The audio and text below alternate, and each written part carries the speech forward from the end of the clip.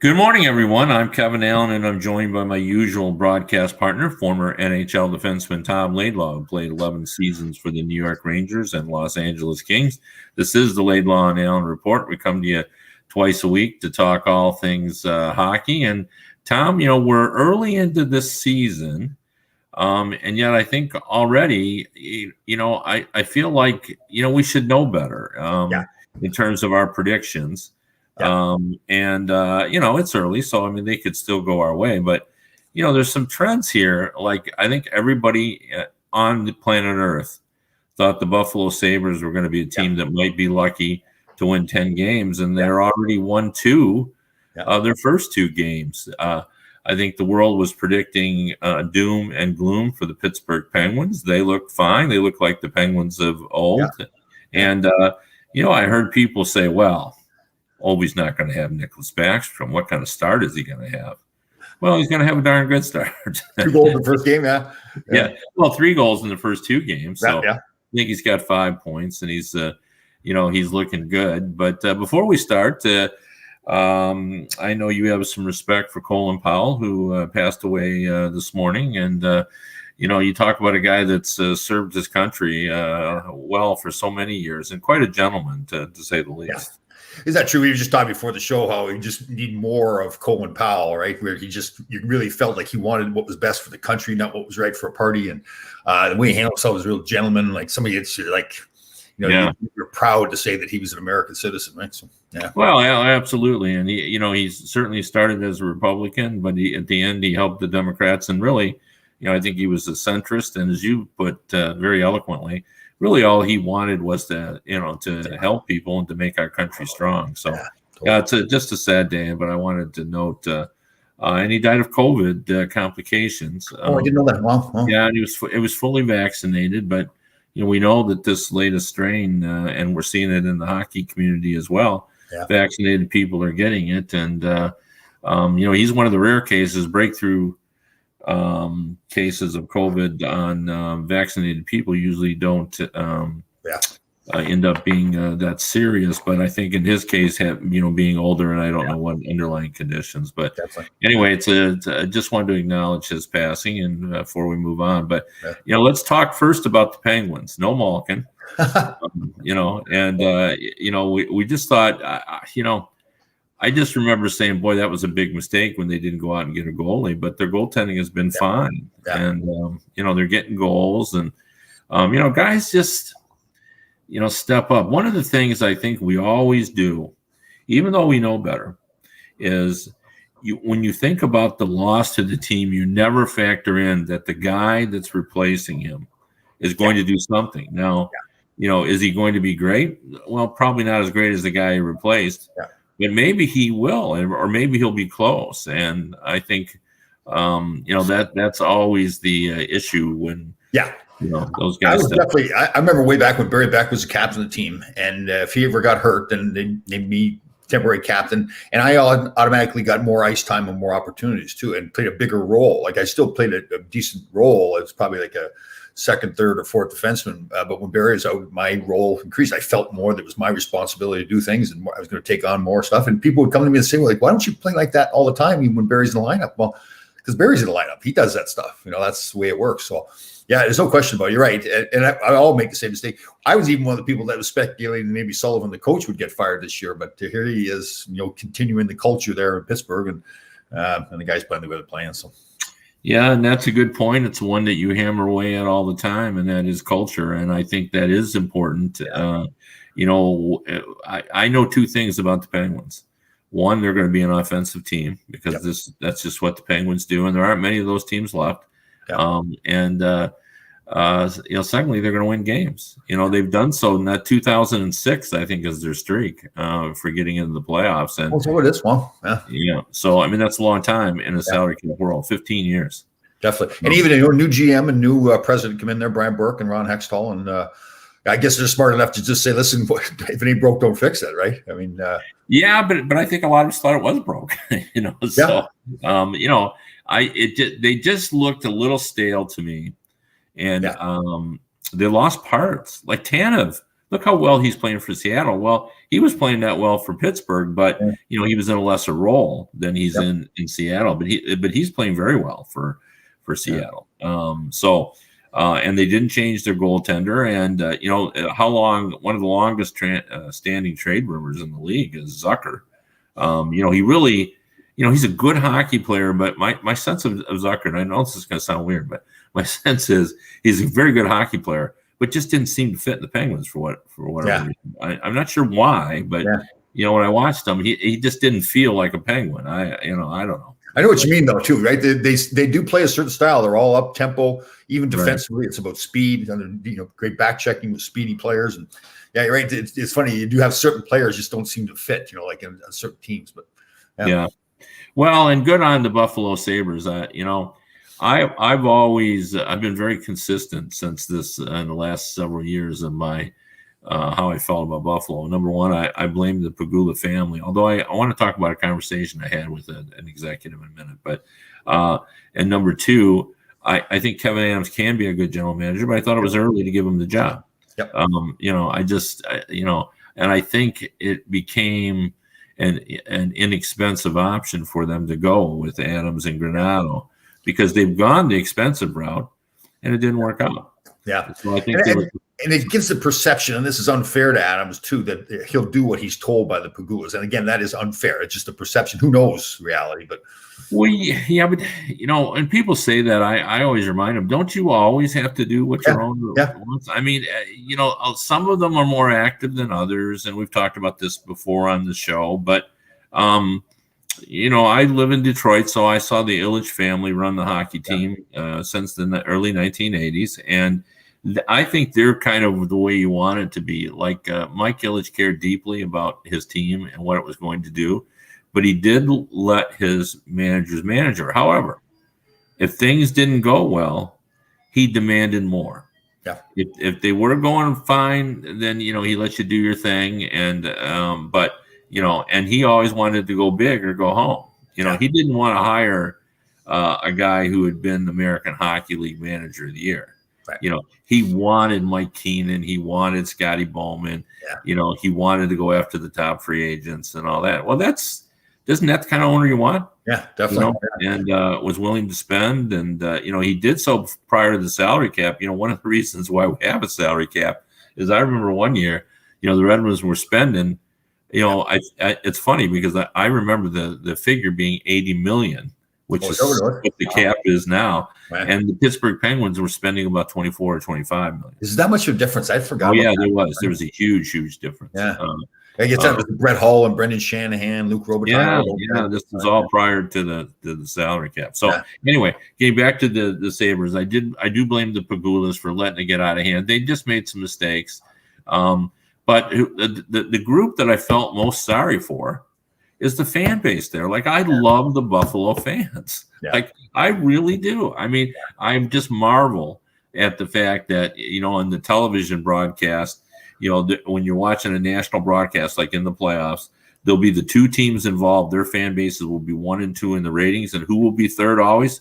Buffalo fans. Yeah, that's true. Buffalo fans, they watch hockey's their game, and they pay attention, even if it's not their team. And it's that blue collar town. It's kind of like Green Bay in the National Football League. Yes, exactly. I love that comparison, Tom. Yeah, that's a good one. Buffalo and Green Bay. Anyway, I love their fan base, and I felt like they've been taken advantage of. Like, they're so loyal, and they want to be just a competitive team. That's really all they ask for. Right. And for a decade, they've been bad. So I've been consistent on that. But I wanted to bring up here, I had a conversation with a team executive who said to me, I was just sort of complaining about the Pegulas and about how, they've let this team just deteriorate. Like, I thought they were going to be, because, they've been a big help to hockey. They funded like the Penn State program there, and they started hockey at Penn State, and they've got lots of money, and, they've done a good job with the Bills. And he said to me, he says, well, Kevin, he says, I don't disagree with you that they've screwed things up here. But he said the Pegulas are good people. I said, really? Because I don't know them that well. He goes, no. He said, no, they're very good people. He said, the only thing I would fault them in is they want to be too involved. Right. And they don't really have the expertise to do that. But he said, You ask people around the league, and there's a lot of fondness for the Pegulas. Right. They are good people. They want to be involved. They want the team to do better. They just either don't know how or have made, numerous mistakes. So, I'll try to factor in. I really trust this guy, and I don't want to say who it is because it was an off-the-record conversation. But how have it gone so wrong then, though? I mean, yeah. Well, they've made mistakes in the areas you can't make mistakes, right. and that is in the GM coaching ranks. Yeah. You can't, and you know what? There are a couple of those mistakes I would have made. I loved Ralph Krueger, and a fellow member of the media told me, Kevin, you've been fooled by Ralph, because he's all flash, but he doesn't have the substance in terms of the coaching. He's a good motivational guy. Right. But he said he's just not a good X's and O's guys. And he knew him from Edmonton, and he said he watched him closely. And again, he was always a friend of the media because he's like a expert in communication, and he said it worked for some players. He said there were some successful coaches. I can think of one off the top of my head. Jacques Demers was just a great communicator, motivator. And that is a big part of it. It's being a good salesman, right? You sell to them, you got to sell to the media that you know what you're talking about. You got to sell to the players that you know what you're talking about. Yeah, you got to get them to believe. So now it's funny. Like because I've sensed right from the beginning, we talked about this, that I thought Kevyn Adams might be, just from talking to him through the years as a player, he might be a good general manager. But again, I just didn't think it was time. So what if he is a good general manager? And I really believe in Granato as coach. I think he is a pro's pro, and I think he'll be very good for the younger players on that team. And what if that is finding the hit on the right combination, which is their cheapest combination, I might add. Maybe there's something there. But I think it's an overreaction for us to say, well, the Buffalo Sabres are better than we thought they were. I'm not ready to go that far yet. No. Well, and part of it is a patience thing too, right? I mean, we go back. Remember when Pegulas first got the team? Didn't they hire? Was it Ted Nolan and wasn't Pat LaFontaine hired at that time as well? They didn't last. Yeah, no, they've just run through, and then Tim Murray, who I think was a good hockey guy, but he didn't know how to manage up whatsoever, and he also didn't. I think. He didn't understand how this works, but what you can say and what you can't say. Right. And I think that hurt him. But I think in terms of talent, like you remember when he expressed such dismay over losing the Connor McDavid sweepstakes. Yeah. Did that put Jack Eichel, off on the wrong foot, right from the very beginning? Well, they didn't even, we got the consolation prize. We got Jack, so. Yeah. But I don't know. It shouldn't bother Eichel that much. I mean, it's. Well, I don't know that it did. I'm just. Right. Yeah. I know. But I have heard people say that before, too, that it started off. There was a radio show I was listening to on Sirius Radio, and they were talking about that in the NHL Network. And I really never heard that before. I mean, now it's when things aren't going well for Eichel. Now people bring stuff up like that. And I know you're not saying that is the case, but it's just they think of stuff like that. To me, the biggest, again, was Tim Murray good enough? I mean, did he get a chance? So Botterill, did he get a chance to do what he wanted to do there? Yeah. Part of it to me is like, okay, did you do your homework or not? It just makes them look like, and again, very successful business people, the Pegulas, and like you said, I've heard nothing bad things about them on a personal level, very professionally, but okay, so you've made all these decisions that you don't follow through with. Is that the way I'm sure that's not the way they handle their business life in the gas business. And it doesn't look like they're doing that with the Buffalo Bills, or maybe they just happen to have the people that they really believe in and they're standing out of it. But yeah, if I ever write a book about my career as a sports writer, I'll write 2 different chapters about the dirty little secrets of sports. And the first one is that luck plays such an incredible role in all games, and we never want to acknowledge that. Yeah, totally. Like we always want to just say, well, a good team will always win. But there are moments in every game where it hits a stick or it nicks something and goes off. And we see so many lucky goals in the NHL. And it changes the momentum. You see it even in a football game. In the opening 10 minutes, a guy muffs a punt, and the other team takes it in and scores, and then the quarterback throws an interception. They're down 14-0. That game is completely changed. If you do a redo on that game and started an hour later, that other team may roll. Yeah. But it was such a big hole, and the momentum was on the other side. They felt bad. Now, good teams can certainly, fight their way through bad luck. But, if it's a close game to begin with, then, sometimes you can't do that. And the second dirty little secret is, general managers and coaches are just guessing. Yeah. I mean, it's an educated guess. They know the game, but, when you're going to at the draft table and you're trying to decide, who to take, I mean, you don't know. I mean, you guess. You watch these guys play and you scratch yourself and you say that guy's better. Well, and Mark Messier, for example, was a second-round draft pick.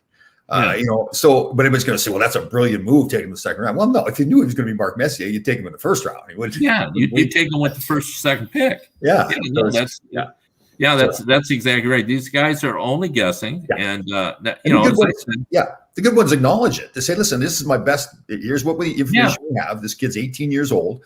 He's going to mature as a 19-year-old, 20-year-old, 21. And even with the draft lottery now, look at the Rangers with the high picks they've gotten. That's a little bit of luck. You got to be, you got to be luck. I mean, just think, and speaking of the luck, okay, the Buffalo Sabres had this bad stretch in the 1980s.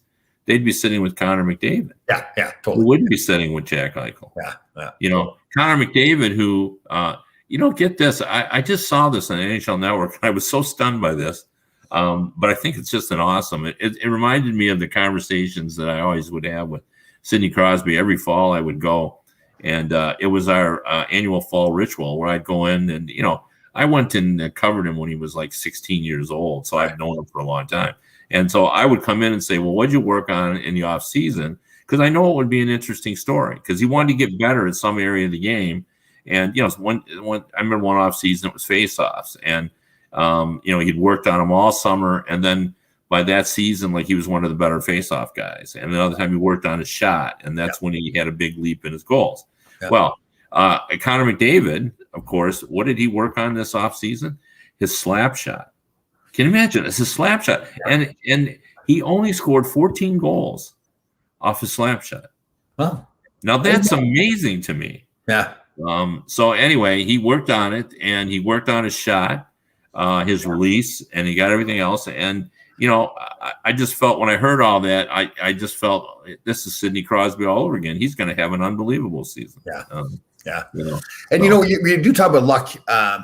But I also think, it was just luck. I mean, you got to be lucky to draft Mario Lemieux and Sidney Crosby, in one organization, two generational players in one organization.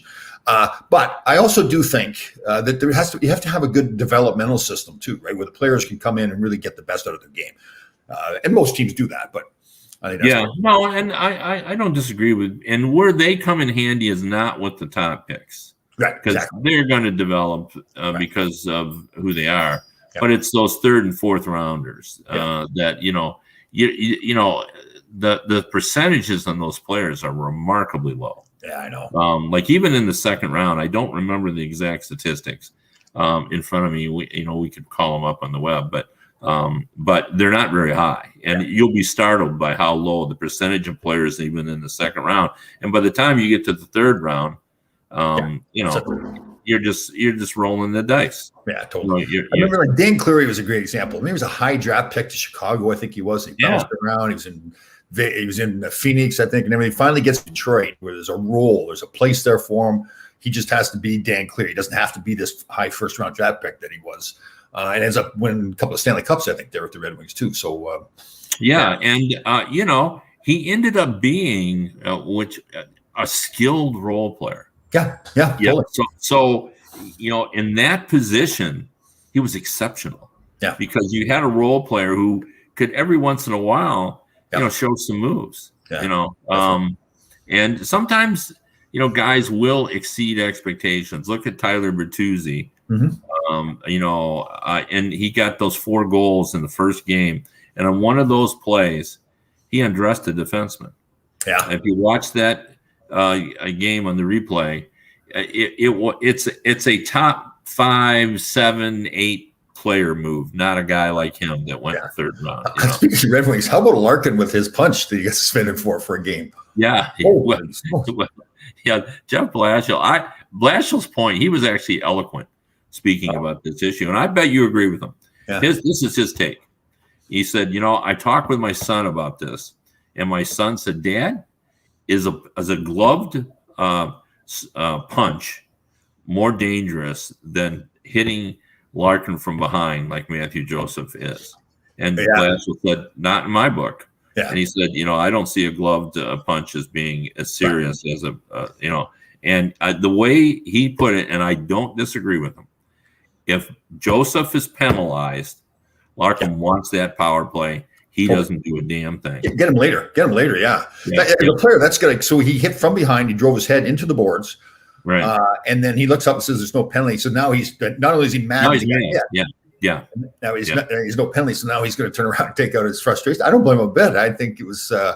You got to stop that stuff. If you let a player do that to you, either the referee's got to blow the whistle there and call a penalty on him, or if you let him do it, then they're going to keep doing it all the time. Somebody's going to get hurt. So, to me, it's got to be a penalty hit from behind. But and what was the mantra? The mantra from the Red Wings was, at that point, Larkin thought, "Well, I got to police this myself." Yeah, totally. And we have heard that now for decades. That the players feel like they have to police the game. That's why we have fighting and so forth. And that's why he went back. But Blashill firmly believes that had there been a penalty called, Larkin would not have reacted. And what he ended up saying, and I thought this was remarkably candid as well, he had been preaching all week about the Red Wings need to keep their emotions in check. And Larkin is the captain of that team. Yep. And he said, I said to Dylan, in that situation, and he understands that, we need you to stay on the ice. And he goes, but I told him, but I understand why you did totally what you did. And, I think when you're a player, to have your coach have your back in that situation, because really that's really something a coach always preaches. Oh boy, you can't retaliate, you can't go back at him, not now, not in that situation. Right. So, typically you would say to him, listen, just wait, take the guy's number and get him later because you're going to call. But I agree. That was so extreme. I thought, do it. You're the leader of this team. In fact, we want you to do it in that situation because you are the leader, the captain of the team. We got to show teams you can't do that to us. We're just not the Detroit Red Wings you can kick around. I think back all the time. Mark Messier, one of the greatest leaders ever, but also one of the dirtiest players sometimes too. Right? Somebody did something to him or one of his teammates, he was going to make it. He was going to make it count, and he'd usually do it right away too. He wouldn't wait. But you often see that. I just think back when Brian Burke was the discipline czar, and he so appreciates physical play, and guys who play. Let's face it, on the edge. He likes guys who play on the edge. Yep. And so I can imagine a few times that Brian Burke has had this conversation where he said almost what Blashill said. Yep. I totally respect why you had to do that, but the rules are the rules, and we can't have chaos and vigilante justice out here. So I got to suspend. I don't know that he ever had those conversations, but I wouldn't be shocked. I wouldn't, because I know for sure he had. I actually have quoted him on this. I don't even remember who it was now, but the guy started on a speech where he said, I'm not that kind of player. And Brian stopped and he goes, you are that kind of player. And that's why we love you too. That's why we love you. Because you're that kind of player. Yeah. So it is true. You think of some of the greatest players, right? I mean, guys like Chris Chelios, a great career.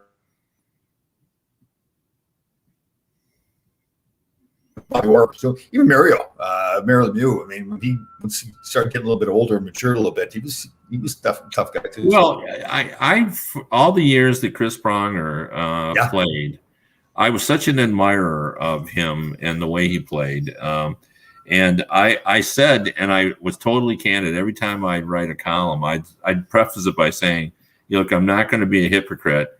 And, when every time Chris Pronger goes over the line, I'm not going to want to hang him from the gallows because, I like the way he plays. Yeah. And if he's going to play like that, and we're going to exalt him for playing like that, we have to acknowledge that he's going to occasionally drift over the line. Sure. Now, that doesn't make it right, and it just kind of points out the difficult NHL life that he had, where that's what made him Pronger. Yeah, it's for him to push it. In fact, you think sometimes maybe it's just him losing his temper, but other times that's by design too, right? Like you cannot if you're going to be Chris Pronger, you can't let people do stuff to you. Or you've got to, part of his game was intimidation, and you can't have intimidation if you're going to apologize. Totally. Speaking of apologies, though, I don't know whether you watched the NHL Network, but they had this cute video where a dad mic'd up his kid playing, I don't know what age it was, maybe 6, 7 years old. They were really young, and the kid's all mic'd up. And, first he says hello to his mother as he's skating around because he knows, that she's listening. And then, he says he skates over and waves at the crowd. And then he ran into his teammates on more than one occasion and the opponent once, and he apologized. Oh, that's sorry. Sorry, He must be a Canadian guy then if he's God. It was such a cute video. And what a great idea.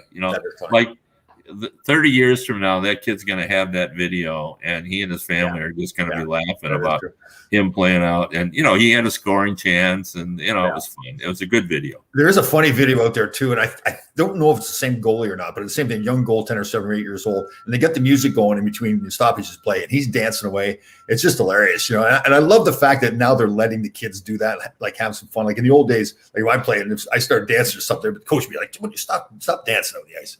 But I think it's fantastic. The kids it looked like a pretty high level of play. Like the kids are pretty good, and he was he was laughing, having fun. He's all by himself. There's nobody around. He's just dancing to the music, and that was pretty cool. Yeah, I'm still having trouble in the NFL with the taunting rule. Oh, there was one yesterday there. Well, the guy stood over top of the player, the wide receiver got knocked down. He stood over top of him. They called a penalty on. But I guess that's it. I don't know.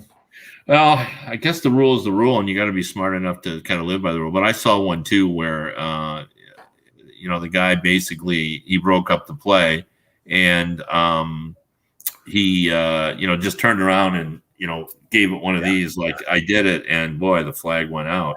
I know. And that's a 15-yarder, and there were two fouls on the play, and they ended up just serving the one for 15. Well, the good thing about the Giants are playing so bad, they can't do anything right to taunt about, so that they cannot be penalized.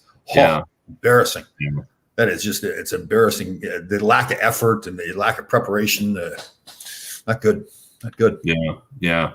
But just going back to hockey, we're kind of on a roll here talking about just, I think the first show that we've done where it's been exclusively about hockey. We usually meander on the side road and, like we're on a.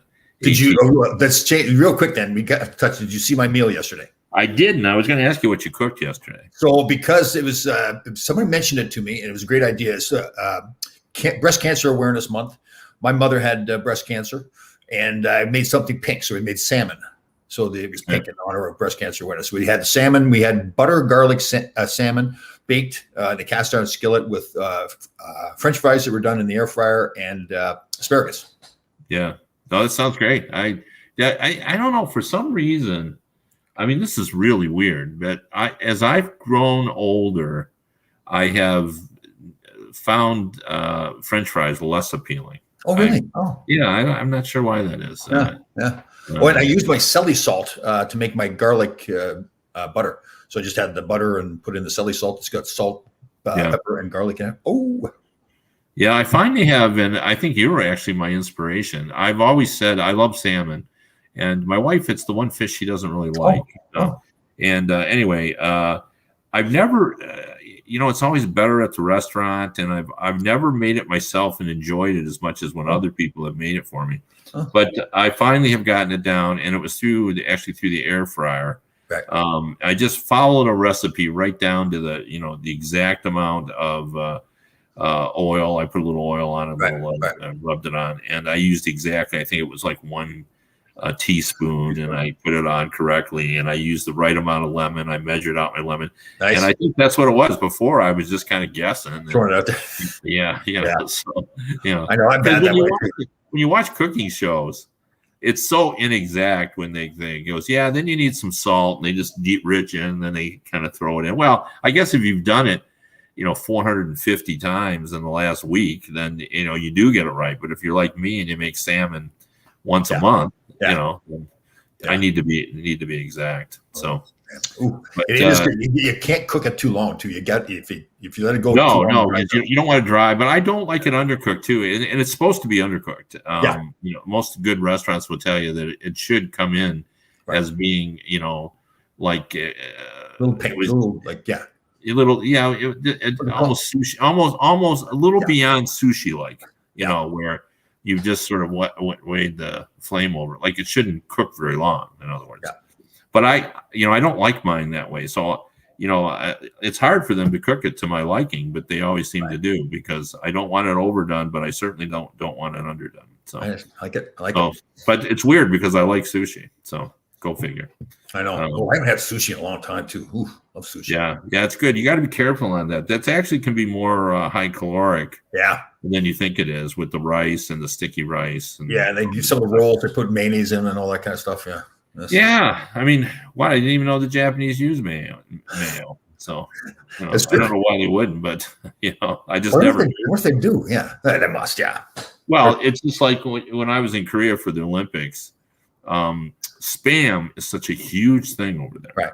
And I read a couple of stories. A lot of people writing Olympic stories because they have all kinds of different spam, and on holidays there, it's like affluent people serve spam on holidays. Oh, they do spam fried rice, and they have like the night before the holiday, they have a big spam meal. Really? Oh, yeah. There's a lot of holiday displays, like we see holiday candy displays and things like that, and they have holiday spam. Is that right? Wow. Displays. Yeah, they still had them out left over from. They were getting rid of the Christmas spam when I was over there. Oh, is that right? Well, but the same thing, like I'm pretty sure, like with Foster's beer is supposed to be a Australian beer. Yeah, but in Australia, people don't drink Foster's beer. Well, I'll tell you a story like that. When I was in college, like Coors beer, because it was only sold west of the Mississippi, was really big, and some college friends of mine, like made a run out to Denver and got a U-Haul and brought all this beer back, and then sold it for double the price they paid. So they were really, that's how badly people are. They craved Coors because you couldn't get it. Wow. I grew up in Detroit where Stroh's was a thing, and none of us wanted to drink Stroh's. We all call it a headache beer because the next day you didn't feel well after you had Stroh's. Well, when I went and worked out in Arizona, the little bar that was closest to the newspaper that we all went to, it had Coors on tap. I thought I'd died and gone to heaven. Here we're gonna drink it. And the locals there, they just would laugh at me like nobody drinks that swill. Oh, is that right? Oh. Yeah. They just would call it water with powder in it. Nobody would. That's funny. We'll drink Coors. You're making me think now about the beers. Like my first job I had after my freshman year in college, I stayed up in Marquette, Michigan. I drove a beer truck actually, and it's all those little mining towns. They got all those. It was great shape. I had to carry kegs down these stairs, these little dive bars and everything. But we also stored quite a few beers. So for the end of the summer and everybody came back, we had a big stockpile of beer, and guys are pretty happy about that. So.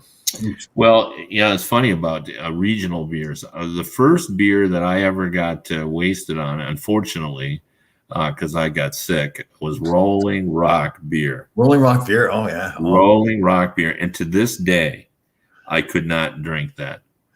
Kevin, I was in Korea a few years ago on service. OB beer was their national. Yeah. I'm aware of it. I didn't try it, but I'm aware of its existence. Yeah. Wow. That's a good story, though. Yeah. There's nothing like talking to military men about their experiences in Korea and Japan. Alaskan Amber. Wow. Oh, yeah. I've never heard of that. I don't know. So are you into like all these, they call them craft beers? Craft beers, IPAs and stuff. No, my wife really is. I'm not. I hate to admit this, but what I tell people about, I don't drink much anymore. And I said, I drank in the 80s, and it's not the 80s, so I drank enough in the 80s too. It's not that I don't drink, because I will have a beer. My wife and I, it's only the fourth or fifth now that we went out to a restaurant. We went out the other day. Oh. We haven't really ventured out, and we went out just basically to have a drink. Her and I had a drink, and she had an IPA. She loves IPAs, and I had a margarita. So, Nice.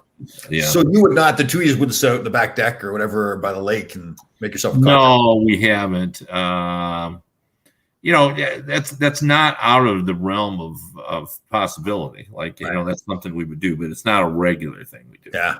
Yeah, I haven't gone to a bar just to have a beer, and I can't remember last time. The same thing. Yeah, it was actually fun. Yeah, we had a little she went out and had a what's it called? Oh, an Impossible Burger. She's actually contemplating a plant-based diet. She's been a pescatarian for a while now. She only eats fish, and rarely does she actually eat fish. Right. But she'll eat some shrimp and for the protein. But she's thinking about plant-based. So which means she'd give up eggs. Like she used to be a big egg person, and now she rarely eats eggs too. But she's probably already, it wouldn't be much of a change for her, right? To just go plant-based. No, it's not. She'd basically be giving up fish and eggs, which she's pretty much done. And she's figured out, I mean, this from your own cooking. There's so many ways that you can replace the eggs in baking. Yeah. She does that. She adds pumpkin to a lot of things now. So I got into big, like soaking the chia seeds and used the paste. She's been into chia seeds for a while as well. So, but anyway, it looks like we've run out of time.